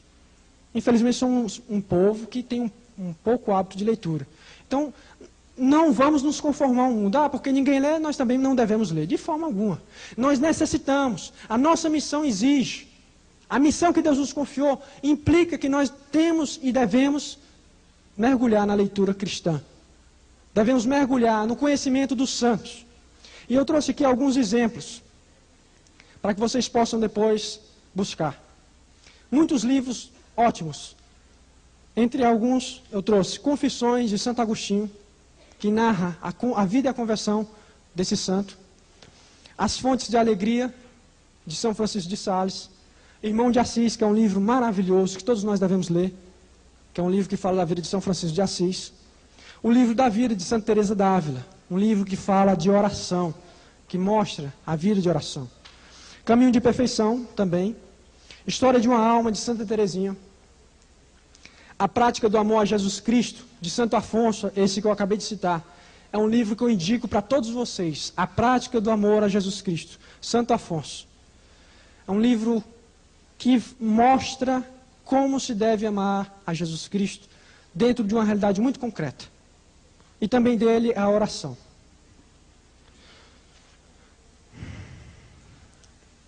Vamos em frente. Da mesma forma que nós devemos buscar os modelos de santidade para que possamos imitar, nós necessitamos de uma formação mais sólida. Nós precisamos parar de tomar leite. Vamos fazer um boicote, tá? Ninguém bebe mais leite. espiritual. A partir de agora, somente carne, com osso. Se nós não nos disciplinarmos, nós não vamos criar dente nunca. Não vamos. Se você pegar uma pessoa e só der alimento líquido para ela, da idade 0 até a idade 60 anos, essa pessoa acha que cai o dente, né? Não tem aquele bicho que, se não roer, cai o dente, né? Já ouviu falar dessa história? Tem um bicho aí, não sei se é o rato. É o rato? Ele roe por uma necessidade. Primeiro, para manter o dente na boca. E segundo, para diminuir o tamanho do dente, né? Ele é um exagero, né? Mas você corre o risco de ficar banguela se ficar tomando só papa e leite, né? Porque cai. Dá um escorbuto, aí o negócio complica. Então você tem que crescer na maturidade da formação. Buscar alimentos mais sólidos. Meus irmãos, alimento sólido são os ensinos que a nossa igreja nos oferece e nos oferta. Através dos documentos, através das encíclicas, através da teologia moral, através da doutrina da Igreja Católica, que é riquíssima. Em vez de perder tempo lendo livro de outras doutrinas, leia sobre a sua igreja, sobre a história da sua igreja. E você vai crescer com ela, no corpo místico de Cristo, o corpo verdadeiro de Deus. Então é necessário nós tomarmos uma nova concepção de formação. E nós, como líderes, temos o dever de estarmos atentos à voz da igreja. Por exemplo, quem sabe o que é que se realizará em Santo Domingo, na República Dominicana, no mês de outubro desse ano? Levanta o braço. O que é? O que é o pessoal que sabe? Não deu para ouvir, talvez alguém saiba, né? É o quarto encontro, melhor, a quarta Conferência Episcopal Latino-Americana. O quarto CELAM. E já está à disposição nas livrarias o documento de trabalho desse encontro. E é nosso dever estar atento ao que está acontecendo na igreja. Esse documento, digamos assim, que é o pré-documento final. Não sei se existe isso, né? Mas é o documento de trabalho, ou seja, tem todas as pautas que serão tratadas nesse encontro episcopal. E lá trata, basicamente, da formação e da evangelização da cultura e do homem. Se você for ler esse documento, você vai ficar encantado com ele. Com tanta riqueza que é ofertado pela nossa igreja e que mostra também a nossa necessidade de intercessão por esse quarto CELAM. Então é importante que nós, como liderança, tenhamos o conhecimento do que está acontecendo na nossa igreja, no interior da nossa igreja. É importante que nós tenhamos o conhecimento do que pensa a igreja acerca das realidades que nós vivemos.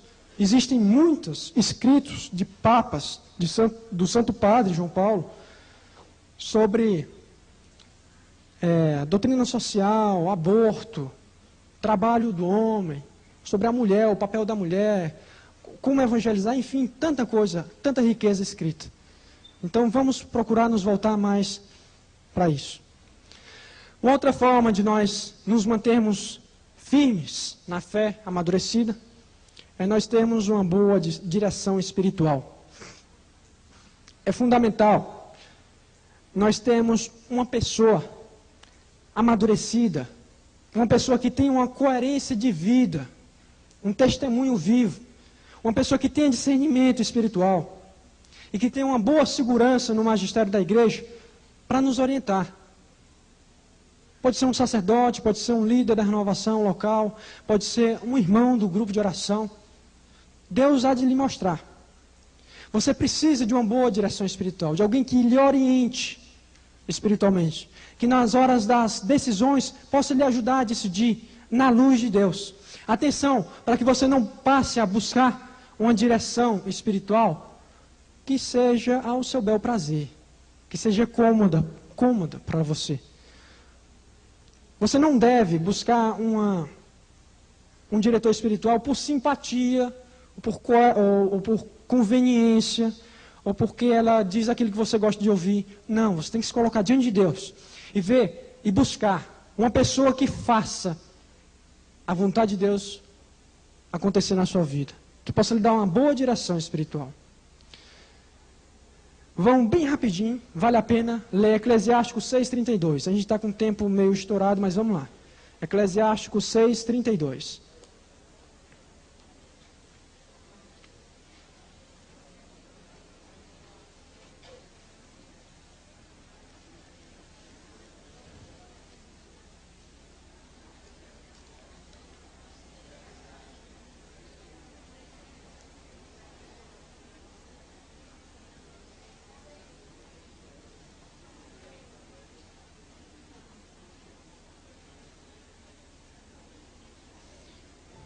Eu acho que na Ave Maria deve ser o versículo 33, tá? Vamos lá, diz assim: se quiseres, filho, tu te instruirás. Se te aplicares, serás sagaz. Se gostares de ouvir, aprenderás. Se deres ouvido, serás sábio. Fica na reunião dos anciãos. Quem aí é o sábio? Apega-te a ele. Escuta de boa vontade toda palavra divina e não te escapem os provérbios sutis. Se vires um sensato, madruga para estar com ele, e que o teu pé desgaste as soleiras de sua porta. Olha que coisa bonita, né? Medita os preceitos do Senhor e ocupa-te continuamente com os seus mandamentos. Ele consolidará o teu coração, e a sabedoria que desejas ser-te-á dada. Palavra do Senhor. Essas palavras eu acho que podem encerrar esse ponto. Por fim, um outro meio de nós amadurecermos na fé e crescermos, sem dúvida, é o serviço para a glória de Deus. É o nosso engajamento. A importância do serviço consiste na descentralização de mim mesmo. Muitas vezes nós vivemos uma vida espiritual egoística. Então, Deus está ao meu serviço. Deus está para solucionar os meus problemas. E nos centralizamos em nós mesmos. De repente, não é Deus o eixo da nossa vida espiritual, mas são os meus problemas, são os meus interesses, são os meus caprichos que têm que ser satisfeitos por Deus. Então, o serviço me leva a uma descentralização de mim mesmo. E quando isso acontece, eu cresço. Eu amadureço na vida espiritual. Eu saio de um vício de vida espiritual egoísta. E porque eu saio desse vício egoísta de vida espiritual, eu tenho muitas vezes medo de me comprometer com Deus. Mas somente quando eu me comprometo com Deus, eu posso me converter. É através do meu compromisso com o reino, com as propostas de implantação do reino de Jesus nesse mundo, que eu vou crescer e amadurecer. A igreja amadurecendo, sou eu crescendo. A igreja se implantando e se firmando, sou eu subindo num voo para Deus. É necessário que nós assumamos um compromisso amadurecido com o propósito do reino de Deus. E assumir esse compromisso é descentralizar-se, porque tem gente, inclusive, que serve centralizado em si mesmo. Aquele exemplo que eu falei da pessoa que vai servir, perguntando onde é que eu vou servir, esperando ser chamado para ser servir. Quem quer servir não espera ser chamado. Quem quer servir vai atrás de serviço, porque o que impulsiona é o amor. O que me impulsiona é a vontade de amar a Deus através desse ato de serviço. Eu vejo que a minha vida é pequena coisa, e eu tenho que ofertar tudo para Deus. O meu tudo é o meu nada. E eu posso canalizar isso através do serviço, para que se edifique a igreja de Deus. E muitos irmãos possam provar da graça que eu provei. Amém? Irmãos, nós vimos hoje, nessa tarde, o que Deus quer realizar na nossa vida. Nós tomamos uma consciência muito séria da vontade de Deus. Diferente de como eu falei no início, que muitos se apartaram.